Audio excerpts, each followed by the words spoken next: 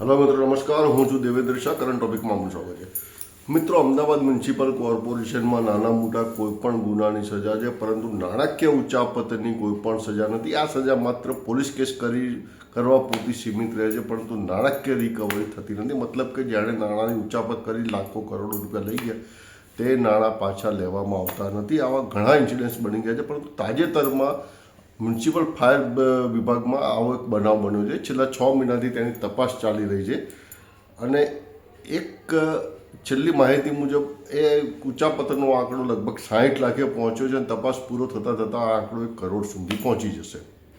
વાત જાણે એમ કે જમાલપુર ફાયર વિભાગમાં ફાયરમેન તરીકે સર્વિસ કરતા અને બાર સાઈડના અમદાવાદ મ્યુનિસિપલ લિમિટની બહારના અંગાર કોલ તથા ક્યાંય બંદોબસ્ત માટે મોકલેલ સ્ટાફનું જે પણ આવક થાય તે આવક જે ફાયરમેન જે વ્યક્તિ લેતી હતી તે વ્યક્તિએ ઘણા લાંબા સમય સુધી રકમ જમા જ કરાવી ન હતી એકાઉન્ટ ડિપાર્ટમેન્ટમાં, અને જ્યારે આ વિગત બહાર આવી ત્યારથી તે વ્યક્તિ ફરાર થઈ ગઈ છે।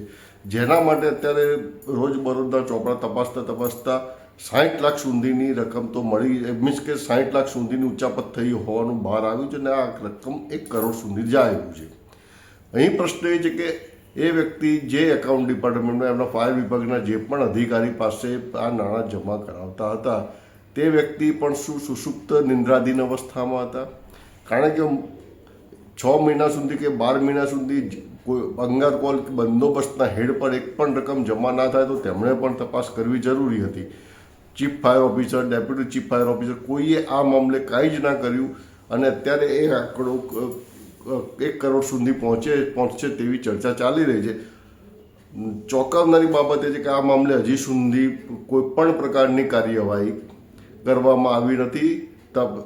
ફાયર વિભાગના તમામ ઉચ્ચ અધિકારીઓ હજી સુધી શું કરવું તેની ગડમથલમાં જ છે। કમિશનર સુધી પણ આ વાત બારોબાર પહોંચી હતી। ફાયર વિભાગના અધિકારીઓએ પણ આ વાત બાબતથી કમિશનરને વાકેફ ન કર્યા હતા। મિત્રો થોડા ફ્લેશબેકમાં જઈએ તો 2016-17માં ઓડિટ વિભાગે નવા પશ્ચિમ ઝોનના સિવિક સેન્ટરોમાંથી ₹3 કરોડ કરતાં વધુ રકમની ઉચાપત થયું હોવાનું વિગતો બહાર લાવ્યા હતા અને એ વિગતો બહાર આવી તપાસ થતાં એ આંકડો લગભગ 7 થી 8 કરોડ સુધી પહોંચ્યો હતો, પરંતુ છેલ્લે બધું એમકેમ આડાઅવળા કરતાં એને 1-8 કરોડમાં સમેટવામાં આવ્યું હતું। આ બાબતે પણ પોલીસ ફરિયાદ થઈ હતી। જે વ્યક્તિઓ ઉચાપત કરી હતી તેમને સામે પોલીસે કાર્યવાહી કરી હતી, પરંતુ રકમ પરત લેવા માટે હજી સુધી મ્યુનિસિપલ કોર્પોરેશન તરફથી કોઈ પણ પ્રકારની કાર્યવાહી કરવામાં આવી નથી અને જે વ્યક્તિ પૈસા લઈ ગયા છે તે પૈસા મ્યુનિસિપલ કોર્પોરેશનના રૂપે લેર કરશે। આવી જ સ્થિતિ બની હતી વીએસ હોસ્પિટલમાં રસીદ કાંડ જે બહુ ગાજ્યો હતો જે તે સમયે। આ રસીદ કાંડમાં પણ કરોડો રૂપિયાની ઉચાપત થઈ હતી।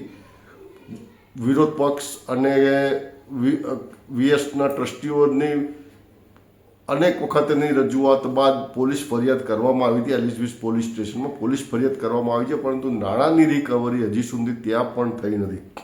એટલે મિત્રો અહીં ખાટલે મોટી ખોડ છે કે મ્યુનિસિપલ કોર્પોરેશને પોતાની તિજોરીની ચાવી ત્રાહિત વ્યક્તિઓના હાથમાં સોંપી દીધી। મતલબ કે કોન્ટ્રાક્ટરો અને કોન્ટ્રાક્ટરના સ્ટાફના હાથમાં કોર્પોરેશનની તિજોરીની ચાવી છે।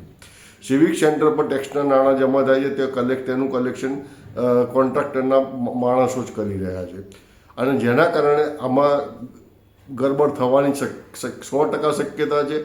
વધુમાં એની સામે પગલાં લેવામાં આવતા નથી અને કોન્ટ્રાક્ટરને પણ એના માટે પણ લાલ જાજમ બિછાવી આપવામાં આવે છે અને તે આરામથી જતો રહે છે અને એ જ કોન્ટ્રાક્ટર ફરીથી અન્ય નામે કોર્પોરેશનમાં કોન્ટ્રાક્ટ મેળવે છે અને કામ કરે છે। આવા અનેક કિસ્સા બની ગયા છે।